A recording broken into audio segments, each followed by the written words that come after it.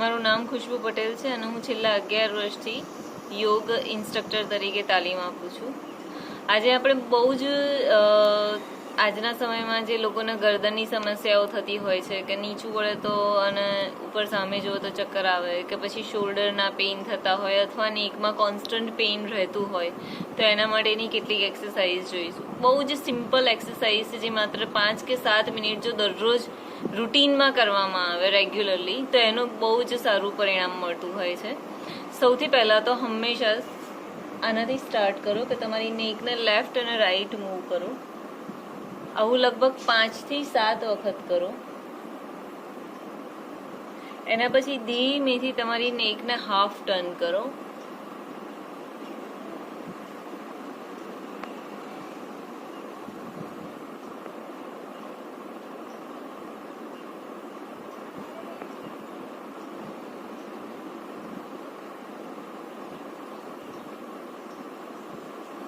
પછી ધીમેથી તમારા એક હાથને બીજા હાથના શોલ્ડર પર રાખી અને સ્ટ્રેચ કરો.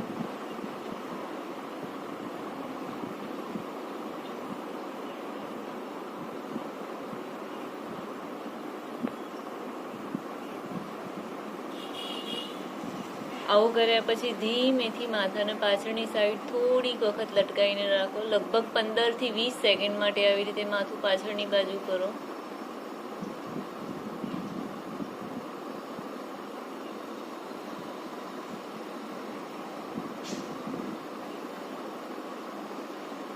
ધીમેથી તમારી હાથની મુઠ્ઠી વાળી અને પાછળ માથાને ધક્કો મારો.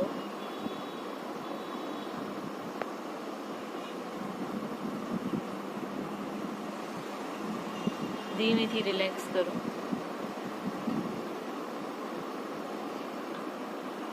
એના પછી હાથને આવી રીતે સ્ટ્રેચ કરો.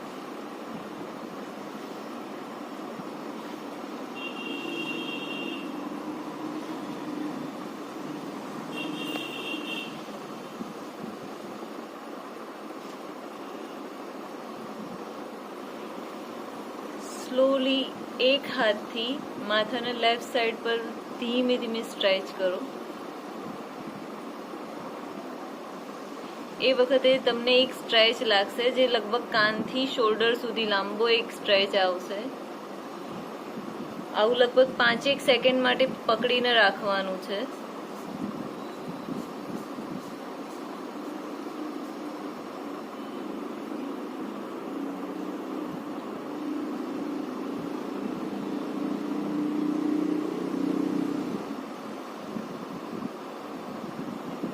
ફરીથી માથાને પાછળની સાઈડ લટકાવીને રાખો.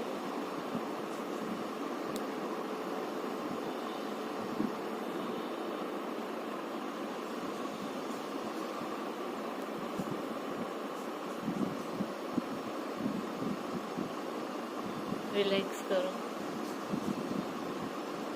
આ દરેક એક્સરસાઇઝ તમે રેગ્યુલર જો 5, 10 કે 15 વખત સેમ એક્સરસાઇઝનું તમે રિપીટ કરો તો એનાથી તમારી નેકની જે પ્રોબ્લેમ હોય છે, શોલ્ડરના જે પ્રોબ્લેમ હોય છે અથવા સર્વાઇકલનું પેઇન જેને સર્વાઇકલ સ્પોન્ડોલાઇસિસ કહે છે, જે કોન્સ્ટન્ટ મોબાઈલ કે લેપટોપનો યુઝ કરતી વખતે આપણી નેક જે અહીંયા આ એંગલ સુધી જ લિમિટેશન્સ આવી જતા હોય છે નેકમાં અને પછી શોલ્ડરના પેઇન થતા હોય છે, એમાં ઘણી જ રાહત મળતી હોય છે.